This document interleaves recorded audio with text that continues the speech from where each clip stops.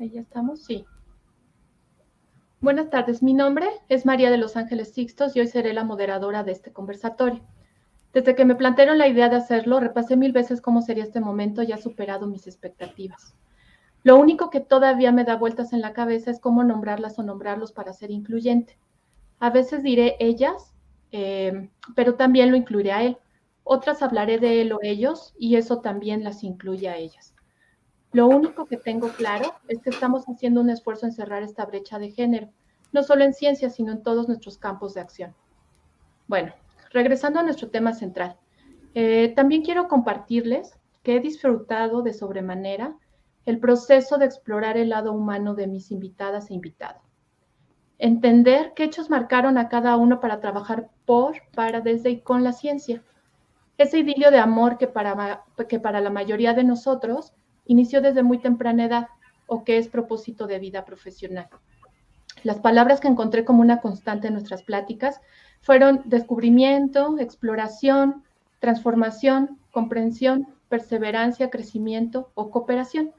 Sus expresiones me revelaron emociones como la sorpresa, el placer, la confianza, la empatía, la tolerancia, la libertad o la esperanza.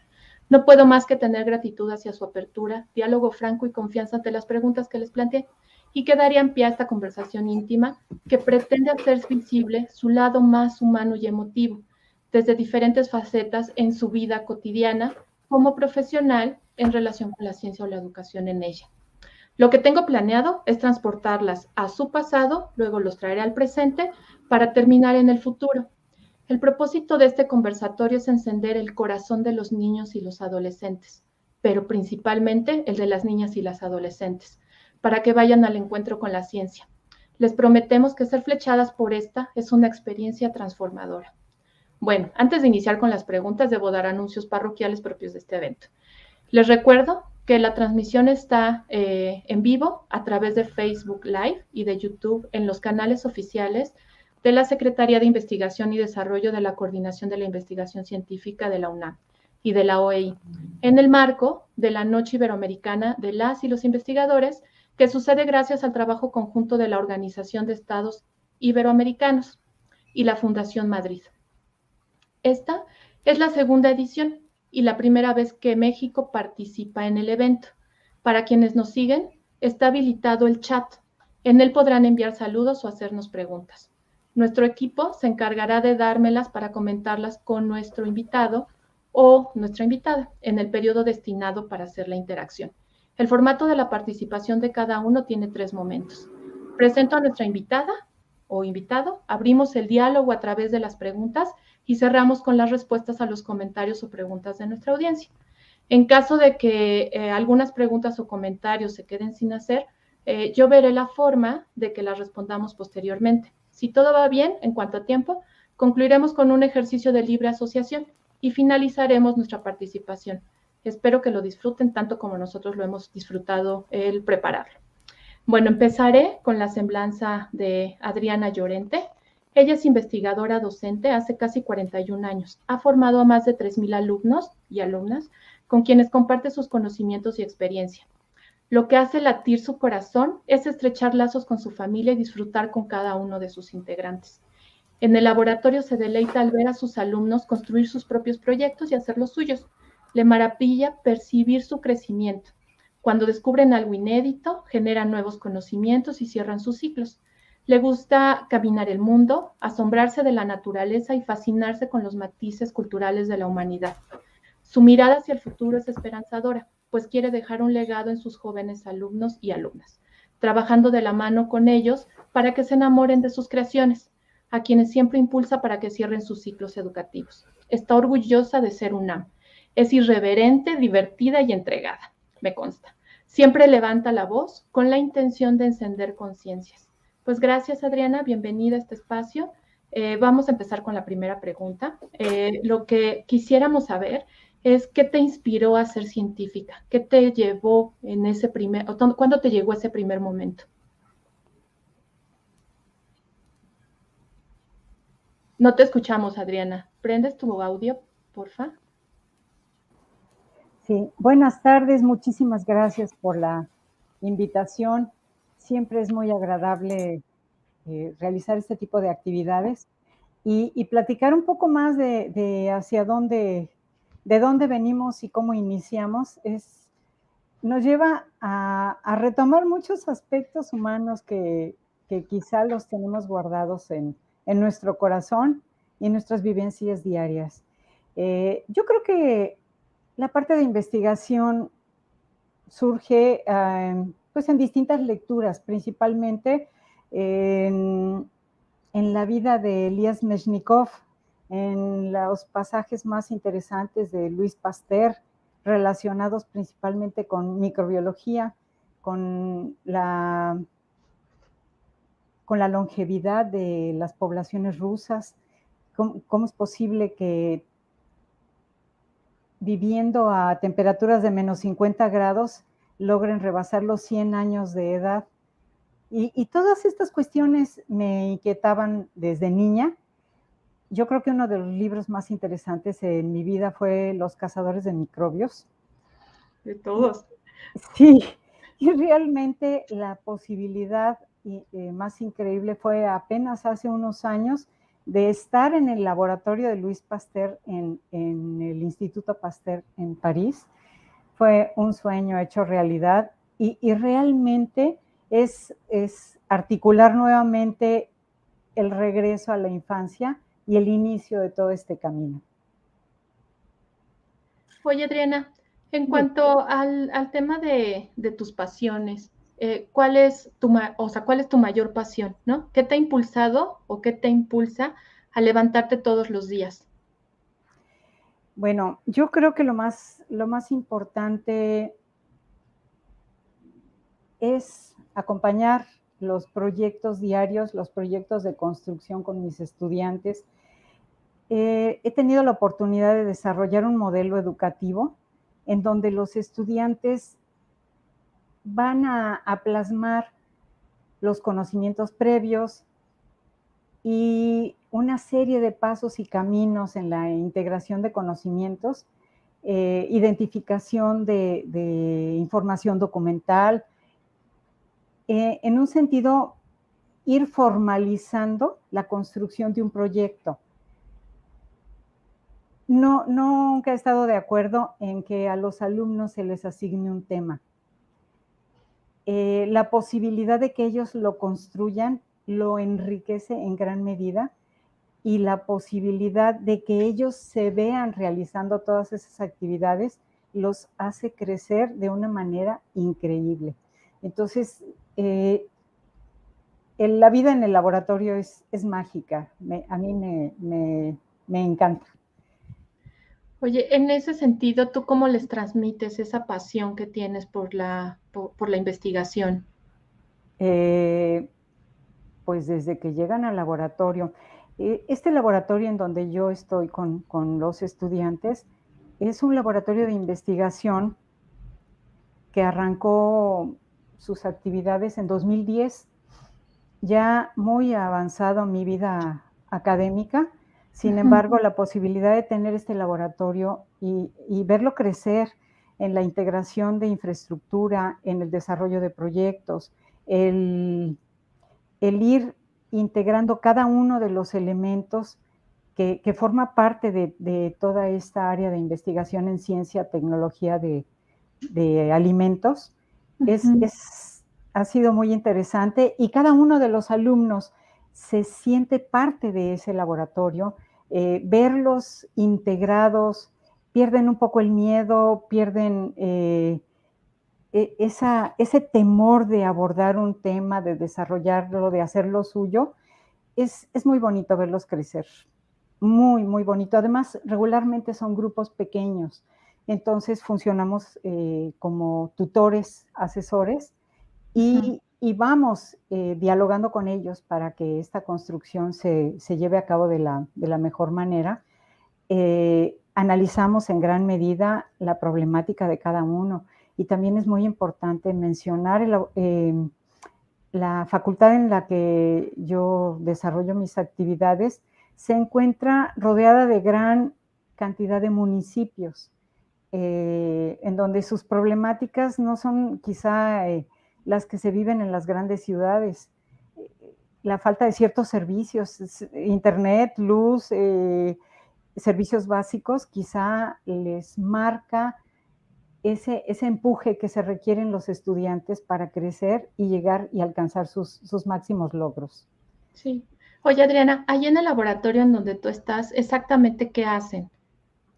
Es un laboratorio, lo denominé bioconservación porque justamente está relacionado con el uso y aplicación de bacterias acidolácticas en principio, en torno a buscar nuevas posibilidades de conservación de alimentos más amigables.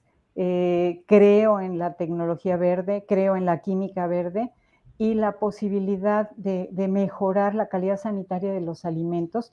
Nosotros trabajamos principalmente con un área cárnica, en donde se trabaja ciencia, tecnología, calidad e inocuidad de cualquiera de estos productos. Desarrollamos e integramos, aplicamos en cada uno de los proyectos.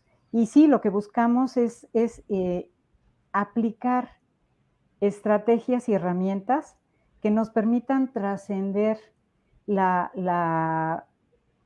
esta actitud de copy-paste que venía azotando a la educación superior y que el perder el miedo y acercarlos a todas estas herramientas de información documental les, les hace fortaleza en su propio desarrollo, en su propio crecimiento académico y de investigación. Entonces, es una lucha en muchos sentidos, sin embargo, es muy interesante cómo van asumiendo todos estos elementos en la integración de sus proyectos. Regularmente son alumnos de último semestre, desarrollan sus proyectos de tesis, si así lo desean. Okay. Entonces tenemos que estar muy claros en el uso de herramientas didácticas, conceptuales y metodológicas para no perder tiempo y que al final de un semestre ellos tengan integrado lo que va a ser su proyecto de titulación. Ok. Oye, entonces, en ese sentido, ¿cuáles son las habilidades que tú consideras debe de tener el futuro científico? Y por qué es importante tener también mucho más científicas, ¿no? Tú me has dicho que has apoyado, impulsado más, bueno, en especial a tus alumnas mujeres, porque pues llegan con ciertas características o no sé, son madre o son mamás, o sea, tienen unas ciertas circunstancias que te hacen a ti generar esa empatía y tratar de ayudarlas a que terminen sus ciclos. Entonces, en ese sentido, ¿qué habilidades crees que debe de tener un futuro científico independientemente del contexto en el que se encuentre? Científicas, ¿no? Sí, yo creo que a nosotros mismos como profesores nos correspondió ese proceso de desaprender y volver a aprender. Las nuevas herramientas nos permiten caminos mucho más ciertos. Y yo les comento a mis alumnos que cuando yo salí de la universidad para hacer mi investigación de licenciatura, yo estudié en la Universidad Iberoamericana y nosotros realizábamos un año de internado. En ese año de internado nosotros teníamos que desarrollar muchas actividades, entre ellas la investigación documental. Y estoy hablando de finales de los 70, principios de los 80. Entonces, lo que existían eran unos grandes libros que nos podían indicar en dónde se encontraban las hemerotecas. Y al llegar a la hemeroteca, encontrar que esos libros, esas revistas no las tienen en el número que uno anda buscando. Entonces ahora simplemente encienden su computadora, obtienen su registro como alumnos de la Universidad Nacional Autónoma de México, tienen su registro de acceso remoto y ellos tienen acceso a todas las herramientas digitales. Entonces, realmente las posibilidades son infinitas y justamente hay que guiarlos en que tengan buenos logros al alcanzar y utilizar de manera apropiada todos estos elementos. Ok, pues tú me contaste que en algún momento, o sea, tú usabas máquina de escribir, ¿no? O sea, Claro. mecánica. Sí, sí, sí, es lo que yo les digo. Ya quisiera yo verlos escribir una hoja de su tesis sin corrector, o sea, con máquina mecánica y sin corrector de textos, ¿no? Entonces, realmente tienen ahora no solo herramientas documentales, sino también digitales y electrónicas que les permite hacer un trabajo de mucha mayor calidad. Entonces, realmente los estándares de calidad hay que irlos guiando a buscar un mayor nivel, porque la competencia afuera es muy, muy grande y ellos tienen con qué responder si asumen el reto de ser profesionales.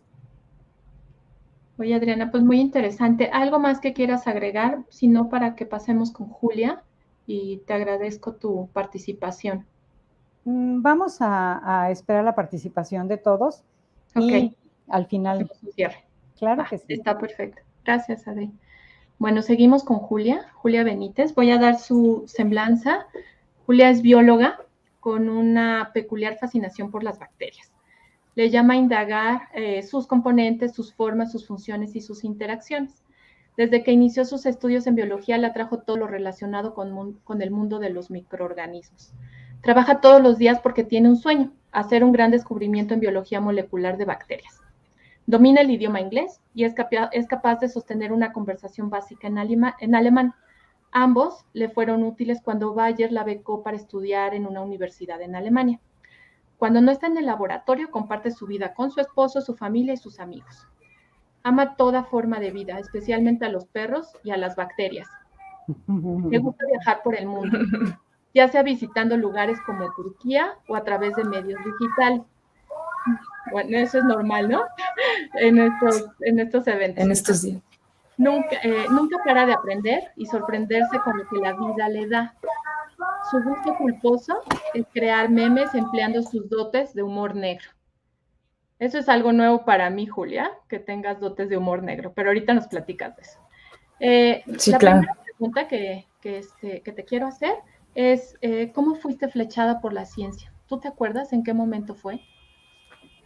Pues fueron muchos momentos. Bueno, primero que nada, muchísimas gracias por la invitación. Creo que esta plataforma nos ayuda a conocer el mundo de la ciencia desde otra forma, ¿no? Desde otra perspectiva, desde la perspectiva más humana y ojalá que desde la perspectiva de como mujer. Y bueno, para empezar, contestando la pregunta que me hiciste, pues en realidad yo siempre fui muy curiosa. Desde que era muy chica, tenía obsesiones me quedaba obsesionada por algún tema. A veces no era totalmente científico, pero siempre me obsesionaba con algo. Entonces, por ejemplo, me acuerdo que una vez me obsesioné porque había una sequía muy fea en la Ciudad de México, eso fue por el año de 1998, ¿no? Entonces ese año no llovió, hizo muchísimo calor, entonces yo pensé que tenía que observar el cielo para ver cuántos días al año iba a llover donde yo vivía, ¿no? Yo soy de aquí, de la Ciudad de México.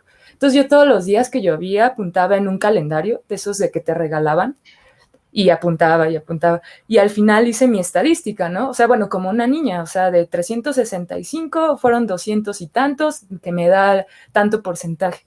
Entonces yo tenía ese tipo de como fijaciones hacia hacer siempre observaciones, hacer siempre ver las cosas de esa forma. Y bueno, y además siempre parecía que estaba en otro mundo, ¿no? O sea, a mí la gente me decía, oye, es que tu hija tiene algún problema, porque yo siempre estaba en mi mundo y mi mundo era observar otras cosas, ¿no? O sea, Y estar analizar, ¿no? y analizarlas. Y ya posteriormente, creo que fue en la secundaria, cuando formalmente conocí la ciencia. En biología, te dan en segundo de secundaria, me acuerdo que era la clase de biología. Entonces te enseñan los órganos, ¿no? Y que los órganos forman sistemas en el cuerpo humano, porque generalmente se enfocaban más hacia el ser humano. Y bueno, y a mí fue cuando descubrí qué era la célula, ¿no? Y ese descubrir qué es una célula, pues para mí fue un momento impresionante, porque dije, es que como algo tan chiquito, algo que no se ve, puede cumplir con tantas funciones, ¿no? En la vida. Y fue cuando tomé mi camino, ¿no? O sea, siempre ya fue como hacia la biología, o sea, hacia las ciencias y específicamente hacia la biología. Y ya, lo que me llevó a estudiar la carrera. Y bueno, ya posteriormente, desde que entré a la carrera, una de las primeras materias que te dan es biología de procariontes. Y en esa materia te enseñan todo lo que son las bacterias y otras formas de vida que se llaman arqueas, que también son procariontes.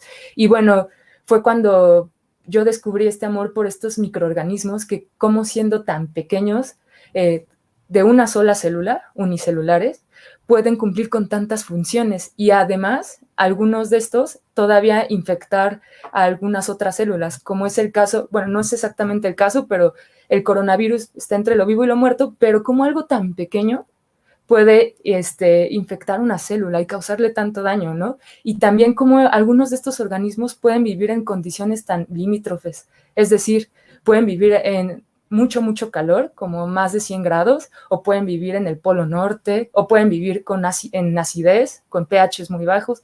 Y bueno, entonces yo creo que fueron varios momentos, pero resumiéndolo, creo que así fue.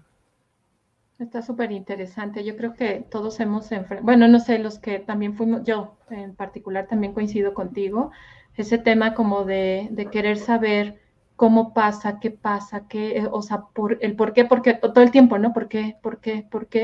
Y contestarte esas preguntas y luego sistematizar, creo que nos lleva a tener un pensamiento mucho más crítico, podemos hacer unos análisis más profundos, podemos entender mejor cómo funciona el mundo.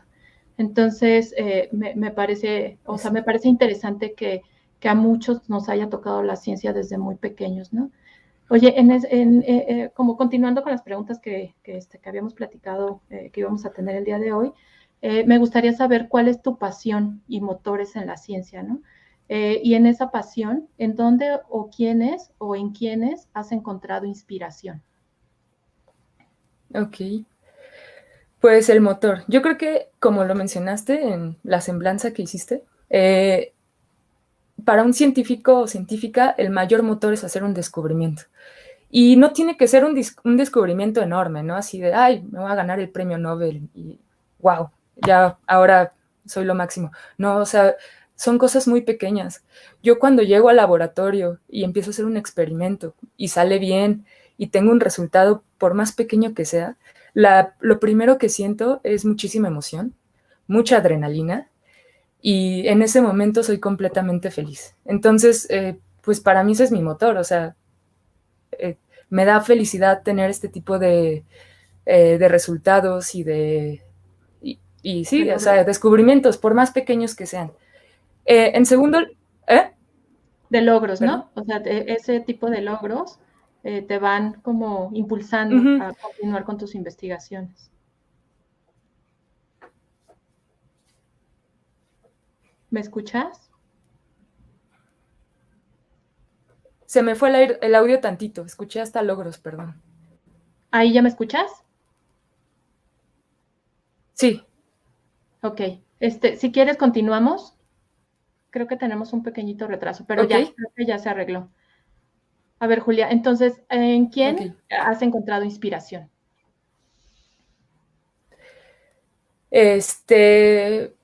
Pues, mira, a nivel personal siempre encuentras inspiración en tus seres queridos. O sea, desde mi abuela, mi mamá, yo crecí con muchas mujeres y a mí eso me inspiraba mucho, ¿no? Yo las veía trabajando y para mí era muy padre. En segundo lugar, en mi esposo, en todo el apoyo que me da, siempre he encontrado ese tipo de inspiración. Y hablando más de la parte científica, pues bueno, esa inspiración se encuentra en muchas mujeres científicas que vas conociendo, ¿no? A lo largo de la historia. Creo que además de como científica, no solo el conocer los avances de tu área es lo mejor, también es importante conocer la historia de esas personas que han hecho estos avances. Y bueno, dentro de esto, pues bueno, ves a Marie Curie y es fenomenal, ¿no? O sea, dices, quiero ser como ella. Y yo creo que eso es muy inspirador. Posteriormente, por ejemplo, yo cuando era adolescente leí una autobiografía de una científica italiana. Esta doctora se llamaba Rita Levi y ganó un premio Nobel en medicina porque descubrió un factor de crecimiento del cerebro. Y bueno, lo inspirador y lo motivante de esta señora era que ella nació, su juventud la vivió en Italia en la Segunda Guerra Mundial. Entonces ya se imaginarán en la Segunda Guerra Mundial, ellos escondidos, evitando los bombardeos y, todo, y viviendo mal, comiendo mal. Y aún con todo esto, ella en su sótano hacía pequeños experimentos muy sencillos, pero siempre tratando de hacer algo, ¿no? Nunca separándose totalmente del mundo de la ciencia. Entonces creo que este tipo de historias son muy motivantes. Y además ver el papel de la mujer en la ciencia, ¿no? Que últimamente ha tomado muchísima fuerza. El año pasado, las que ganaron el premio Nobel fueron 2 mujeres por la edición genética, Michelle Charpentier y Jennifer Doudna, si no me falla la memoria. Pero bueno, si tienes mucha suerte, las podrás ver en algún momento en alguna conferencia, o tal vez ya no, como Rita Levi o como Marie Curie, que ya fallecieron. Sin embargo, creo que la mayor inspiración que he tenido es de la gente que conozco, de las científicas que conozco, del día a día. Y una de esas personas, por ejemplo, les puedo mencionar con la persona con la que trabajo, que se llama Laura Camarena, y la forma en que ella ve la ciencia, la forma en que ella con tanta pasión hace sus experimentos. Cuando llegas a un nivel en esta carrera, empiezas a tener muchos compromisos administrativos y otro tipo de cosas. Sin embargo, la forma en que ella siempre logra tener el tiempo para seguir con sus investigaciones y cómo te hace sentir la misma pasión a ti, cómo te comunica, cómo te pega esa pasión, pues a mí eso me motiva muchísimo. Creo que las mayores fuentes de motivación las tenemos que buscar con las personas que nos rodean y pues creo que ella es una de las personas y bueno, hay más, ¿no? Pero ahorita me acuerdo de ella, ¿no? Eso que dices me encanta porque también ahorita que te escucho, tú también me logras transmitir esa pasión, ¿no? Y esa es la idea de este conversatorio, que podamos mostrar lo que nos gusta y que podamos tocar la mente y el corazón de otros. Y lo que decía al principio, ¿no? De niñas, principalmente niñas y adolescentes, para que vengan a este lado de la ciencia y sean transformadas, ¿no? Te da otra perspectiva de la vida, creo. Entonces, continuamos. También te quería preguntar, ¿cuáles son aquellas experiencias profesionales y personales que más te han marcado como una mujer científica? Y si nos quieres contar un poquito más de cómo haces tu balance de vida personal y profesional, ¿no? Que también es parte como del tema de este conversatorio. Ok, pues yo creo que no han sido un suceso en específico los que me han marcado como científica, sino que han sido épocas, ¿no? O sea, así como una serie de sucesos. Y la primera fue cuando iba a terminar la carrera. Cuando tú terminas una carrera universitaria, pues tienes diferentes caminos. Puedes irte a trabajar a la industria o, bueno, cual sea tu campo. Puedes estudiar otra cosa porque tal vez te das cuenta que lo que estudiaste no era lo tuyo. Tal vez tienes que irte a trabajar porque a veces no hay de otra. Pero bueno, afortunadamente yo pude tomar la decisión que yo quería. Y fue cuando empecé a trabajar en un laboratorio de investigación, cuando empecé a hacer mi tesis de licenciatura. Y tal vez no era lo que más me gustaba, el tema que más me gustaba en ese momento. Sin embargo, el estar ahí, el hacer los experimentos, pues sí, el foguearte en ese tipo de situaciones, a mí me llevó a decidirme por una carrera científica, por la investigación. Y la forma de seguirla, pues, era haciendo un posgrado, ¿no? Entonces fue como decidí seguir haciendo la maestría y dedicarme a esto. Yo creo que ese fue el primer momento. El segundo momento, hacer investigación no siempre es fácil y no siempre todo es positivo. Entonces hay a veces momentos en esta carrera que son muy frustrantes, muy cansados mentalmente, y ese fue el segundo momento. Cuando estaba terminando la maestría, mi proyecto no iba bien. La hipótesis no era la correcta, los experimentos no salían, en gran parte por falta de experiencia, de mi parte, falta de bagaje para hacer las cosas. Entonces fue un momento de agotamiento mental muy fuerte y muy decepcionante, me sentía muy mal. Y bueno, en ese momento yo encontré otras oportunidades de hacer otras actividades, ¿no? Y fue cuando tuvimos la oportunidad de participar en la remodelación de los museos y ver la ciencia desde otro punto de vista. Y bueno, eso fue padrísimo, ¿no? A mí esa parte me ayudó muchísimo. Y, y todo ese cúmulo de experiencias me hizo, pues de alguna forma, curarme de los malos momentos. También pensar que tienes que tener tolerancia a la frustración cuando te dedicas a esto. Tienes que ser resiliente, tienes que ser muy resiliente a la hora de hacer ciencia. Y fue cuando me di cuenta que quería seguir en esto, ¿no? Que era lo mío y fue cuando decidí hacer el doctorado, ¿no? Y además, que se pueden hacer varias cosas, ¿no? Al mismo tiempo, no necesariamente tienes que estar todo el tiempo ahí, en el laboratorio. Y el tercer momento, yo diría que fue cuando pude irme al extranjero. Para todos los que quieren hacer, todos y todas que quieren hacer ciencia, pues lo bonito de este tipo de carreras es que tienes la oportunidad de viajar mucho, de conocer muchos lugares y y bueno, y el poder ir a Alemania a hacer esta, esta investigación fue muy enriquecedor para mí. Conocí diferentes formas de pensar y además me di cuenta que aquí en México las cosas se hacen bien y porque allá también las hacían de una forma relativamente similar. Entonces te das cuenta dónde estás parada y eso también a mí me gustó mucho y esa es mi recomendación también para los que quieren hacer ciencia, ¿no? Exploran el mundo, váyanse, aprovechen, ¿no? Todas las oportunidades que hay, las becas, las estancias, los posgrados y pues una experiencia padrísima, ¿no? Y bueno, finalmente, ¿cómo es que balanceo mi vida? Pues es difícil. Yo creo que no, eso no solo es con la ciencia. En cualquier carrera que estás metido al 100%, un balance va a ser un poco difícil. Sin embargo, cuando tú haces algo como lo que te apasiona, puedes estar 7 días a la semana, 10 horas ahí, y no te das cuenta porque tú eres feliz. Pero eso es malo, o sea, tienes que darte cuenta que el trabajar en exceso te quita creatividad, cansa tu mente, entonces siempre es bueno tener escapes, ¿no? Liberarte un rato, hacer otras cosas. Y por el otro lado, pues también dedicar tiempo a tus seres queridos, ¿no? Siempre tienes que tener unos momentos, unos espacios para dedicarle a tu familia o a quien consideres son tus seres queridos. Creo que ese es como he encontrado el balance. Y tener pasatiempos, creo que eso es súper importante. O sea, no puedes dedicar tu tiempo, no puedes meter todos los huevos en una canasta, o sea, tienes que hacer cosas diferentes.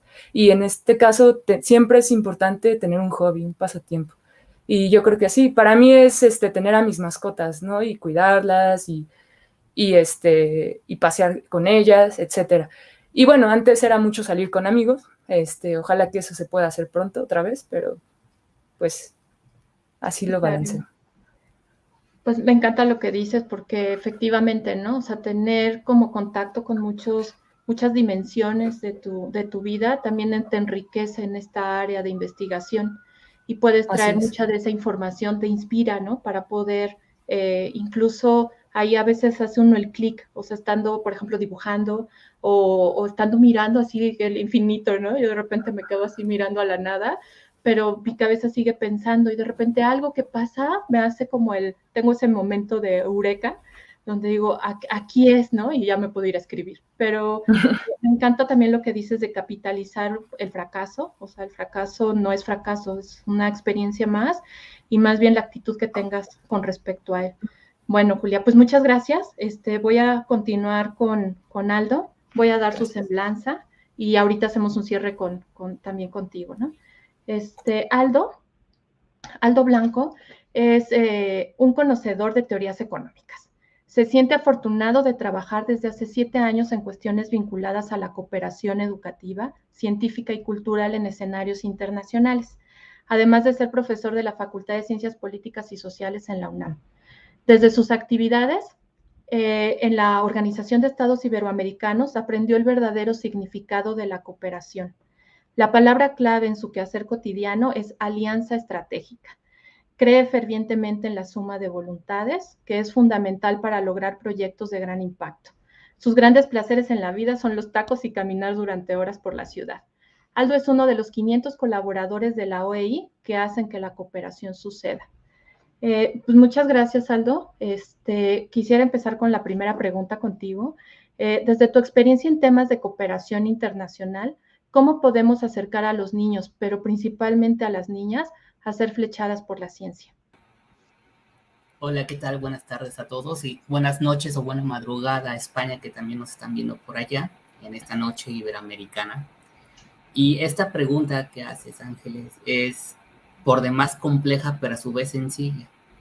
¿Cómo acercamos a los jóvenes, niños, niñas, a la ciencia? Escuchándolas a ustedes, con esa pasión, con esa emoción, con ese entusiasmo. Ver la cara cuando hablan de lo que les apasiona, atrae, hacen que uno de repente quiera hacer un experimento y que incluso que salga mal, ¿no? Para aprender de eso. Da emoción de escucharlas platicar.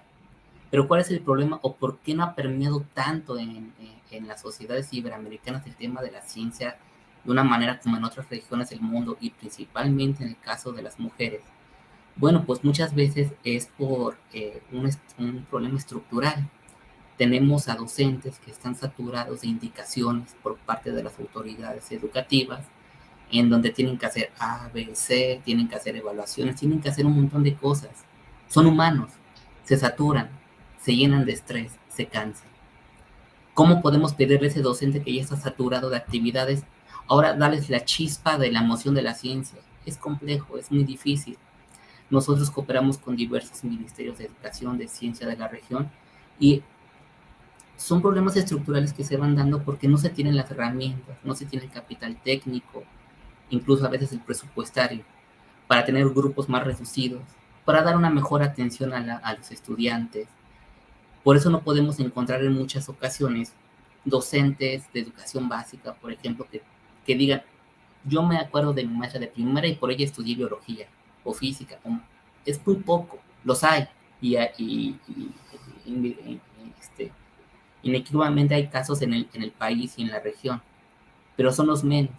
Y además estamos ante una sociedad en la que los roles de género están muy marcados, en donde tenemos a la creencia, o se tiene la tendencia mejor, no quiero decir creencia, en la que las mujeres tienen que estudiar cierto tipo de ramas.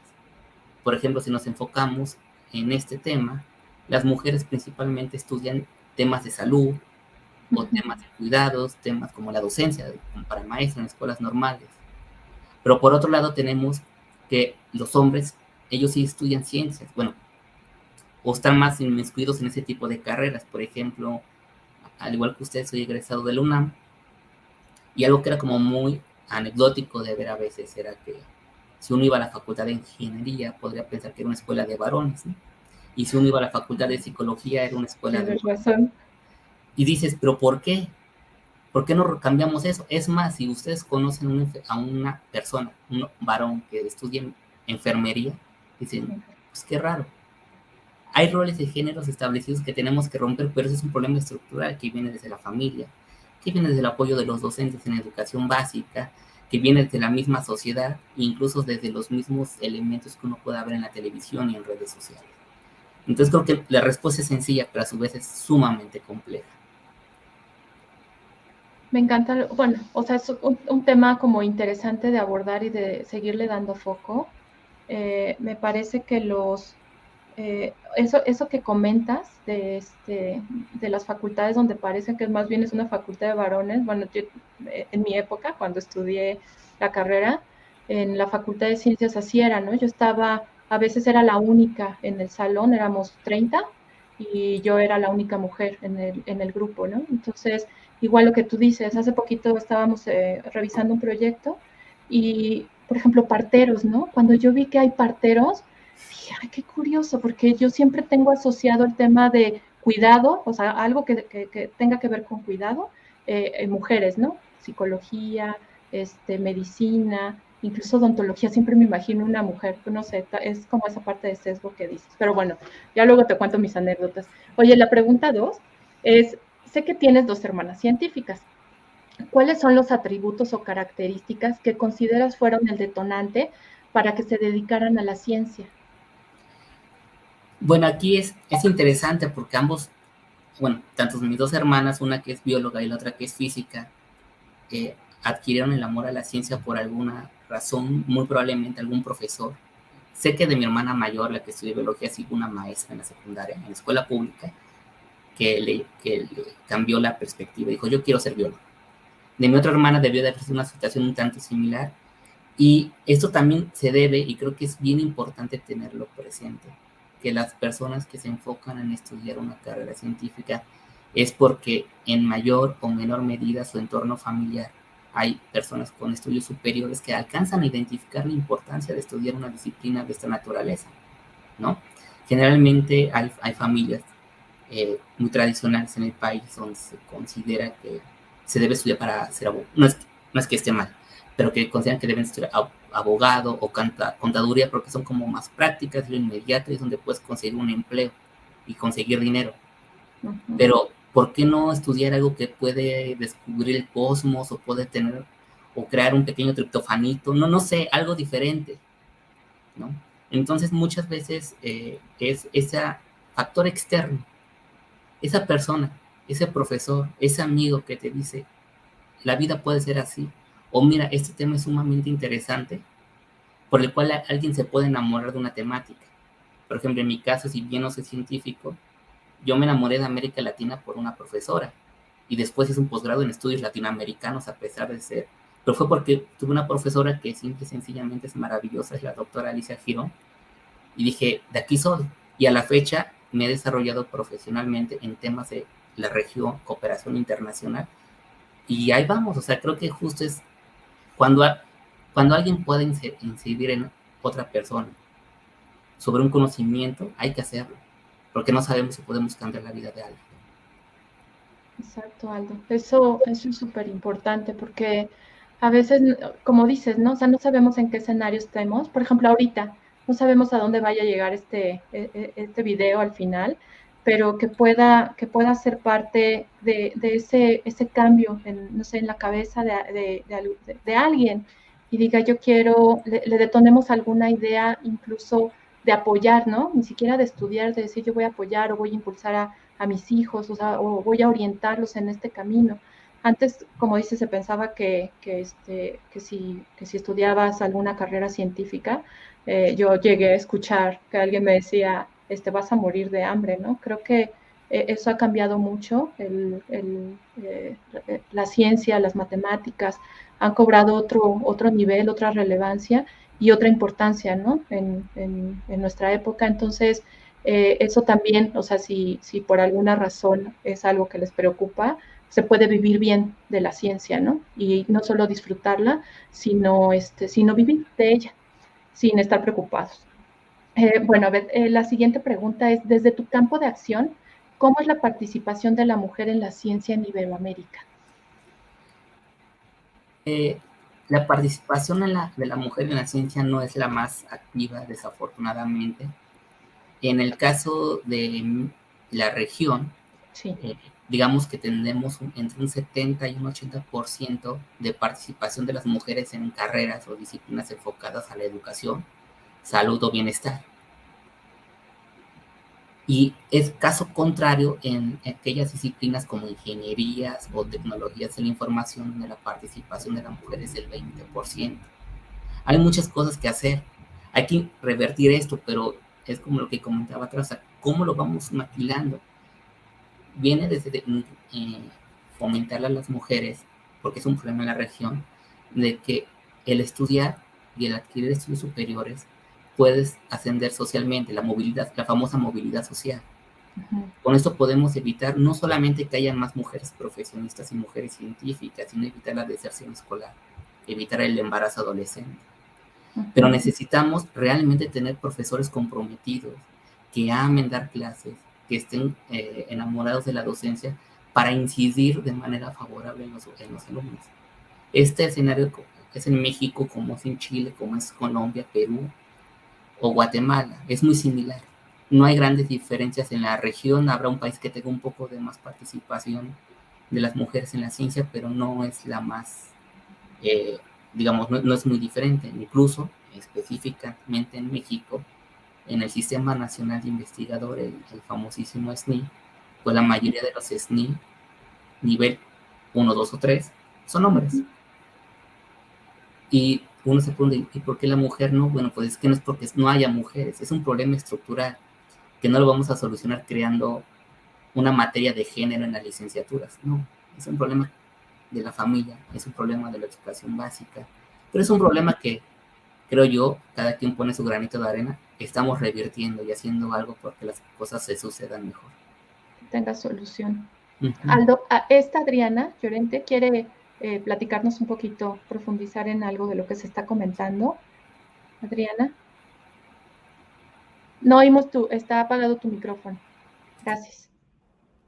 En dos sentidos. Primero, estoy completamente de acuerdo con lo que menciona Julia. Esta situación de la vida académica, científica, realmente está matizada por distintos eventos. Y yo considero que lo más importante es nunca dejar de asombrarse, porque si perdemos esa capacidad de asombro, a lo mejor perdemos la posibilidad de identificar esos eventos que pueden marcar caminos importantes. Les mencionaba yo esta posibilidad de estudiar a las bacterias lácticas, y sin embargo, cuando está uno investigando en torno a las bacterias acidolácticas, surgen otros eventos que son muy importantes y que están relacionados con la reclasificación de microorganismos. Entonces, las herramientas moleculares, como mencionaba también Julia, son muy importantes para cualquiera de los nuevos eventos que se están presentando en la ciencia. Y pensando en eventos nuevos que pueden marcar la vida científica, recordaba yo en algún momento esta importancia que está teniendo también todo lo relacionado con la investigación en el área de proteínas. La proteómica y la genómica marcan de manera sustancial cualquier investigación que se está realizando en la actualidad. Entonces, cuando yo empiezo a estudiar la fisiología y la influencia que tienen las bacterias acidolácticas en el estado de salud en general, y lo relacionamos a los aspectos de fagocitosis, y bueno, llegamos a articular que las células relacionadas con fagocitosis, tanto en el ser humano, tienen mucha similitud en términos de proteínas cuando bajamos hasta las proteínas responsables de la misma actividad en los microorganismos. Entonces, el camino te va marcando eventos académicos y de investigación que te vuelven a maravillar y que te vuelven a enriquecer y que te permiten nuevamente desarrollar distintas áreas, ¿sí? Y en el sentido de lo que mencionaba también Aldo, me parece muy importante que se estén realizando estas investigaciones de cuáles pueden ser los detonantes para que la mujer tenga una mayor participación. En el caso de las estudiantes de ingeniería en alimentos, tuve la fortuna de tener el primer grupo de puras mujeres, eran 25 mujeres ingenieras en alimentos. Se los juro que fue maravilloso ver la participación, la empatía, fue un grupo como si fuese un grupo modelo para desarrollar algo. Y el detonante en ese momento no solo era verlas a ellas trabajando con ellas mismas y en su crecimiento y en su camino, sino también la universidad lanzó una beca especial para las mujeres en estudios profesionales en ingeniería. Entonces, tiene que haber forzosamente también esos detonantes, porque si no, ellas van a buscar un trabajo que a lo mejor no es de su campo de actividad o de su interés profesional. Necesitan ese soporte para terminar sus estudios, para concluir y formarse como profesionales y después impulsarlas por los siguientes caminos y niveles, ¿sí? Pero sí considero que el interés de la mujer por estudiar está presente. Necesitan detonantes en muchos sentidos y van a responder de una manera impresionante. Entonces, ojalá se vaya acentuando estos detonantes y este apoyo en distintos sentidos. Estoy de acuerdo también con Aldo en el sentido de que el trabajo horizontal, el enlazar intereses, objetivos, herramientas, nos permite acercarnos más a los objetivos que pueden ser comunes. Ujú.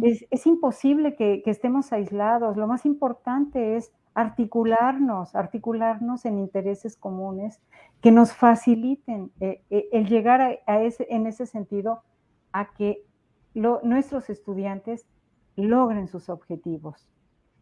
Oye, esa palabra que mencionas, articular, creo que es una palabra clave, igual que estratégica. Yo creo que también es importante con lo que dicen tanto tú como Aldo, es registrar y visibilizar todos esos esfuerzos, ¿no? Nos toca a nosotros desde donde estamos, pues mostrarlos y documentarlos para que esas experiencias igual y puedan ser replicadas en otros lugares y luego escaladas, ¿no? Es importante el soporte institucional, que creo que nosotros somos afortunados en tener desde donde donde nos desarrollamos, participamos. Pues miren, quedan como muchas cosas en el tintero. Yo planifiqué esta sesión para 1 hora. Todavía nos falta hacer el cierre con la dinámica de libre asociación, que esa la quiero hacer, tengo muchas ganas, y hacer el cierre de agradecimientos y despedida. Tenemos una pregunta, a ver si alguien la quiere cachar y que seamos muy breves en contestarla para que nos dé tiempo de hacer nuestros ejercicios que faltan. Joana Sixtos, mi hermana, ¿cuál ha sido el mayor reto que han tenido como mujeres para integrarse dentro del mundo científico? Tal vez en su primer trabajo dentro del núcleo familiar o amigos. ¿Alguien, quizá Aldo también nos pueda comentar algo si es que lo ha visto? ¿Quién la quiere tomar?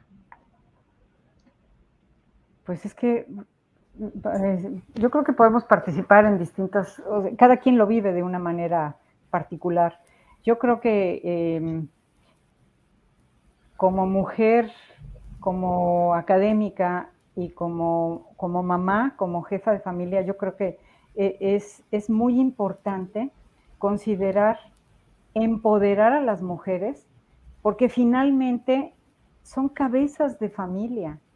Ellas son las que compran los alimentos, los que organizan lo que va a comer la familia.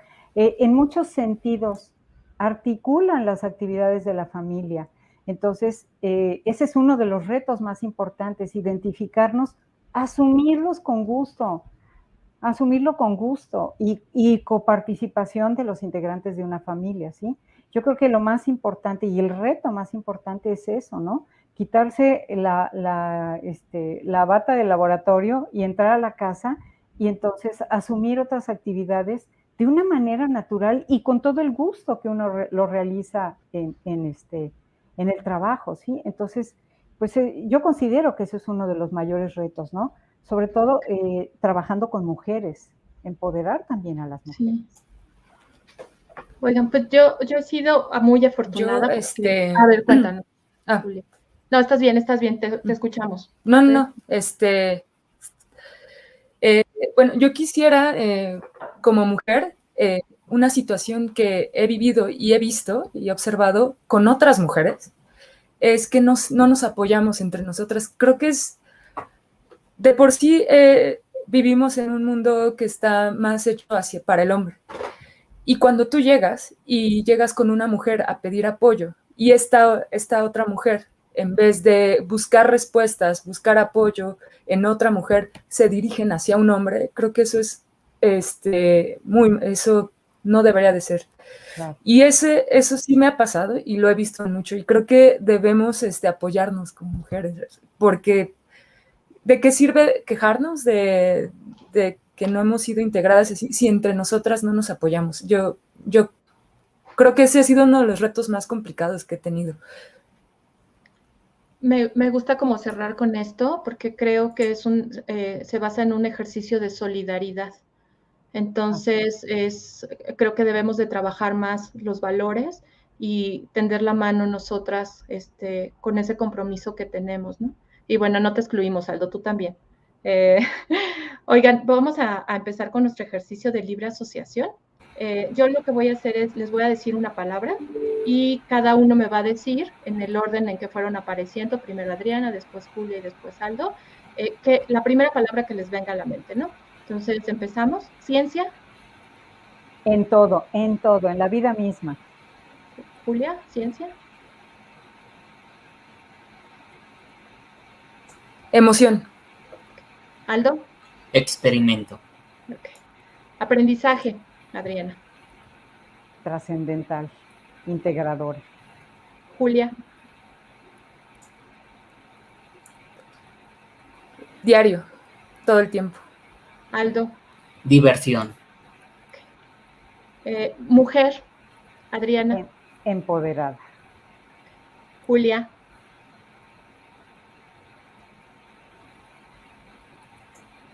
Tenemos como un delay con Importante. Julia. Importante, ok. Aldo. Fuerza. Ser humano. Empatía. Adriana. Empatía. Julia. Mujer. Aldo. Unión. Planeta, Adriana. Atención inmediata. Julia. Por todos. Hogar. Ay, qué bonito. Aldo. Contaminación. Oh, por Dios. Ok. Investigación, Adriana. Continuidad. Julia. Pasión. Aldo. Desarrollo. Okay. Yo quiero decir colaboración. Va. La siguiente palabra. Investigación. Les dije creación. Ya ven por andar participando. Adriana. Desarrollo en todo sentido. Ok. Julia. Creatividad. Aldo. Superación. Okay. Por último, futuro. Prometedor. Okay. Innovación. Aldo. Brillante. Perfecto. A mí me gusta la palabra resiliencia con el futuro. Ayer escuchaba, o antier, con todo este tema de la ONU que se está trabajando en esta semana, hablaba bastante fuerte, como que había como un regaño para todos, por así decirlo, y un llamado a la acción inmediata. Y decían que me parecía como interesante, ¿no? Trabajar en la resiliencia, pero desde la esperanza. Entonces me parece como un mensaje bonito y me parece como más alentador, ¿no? Ya estamos terminando, tengo un minuto para decir adiós, entonces les agradezco mucho por estar aquí.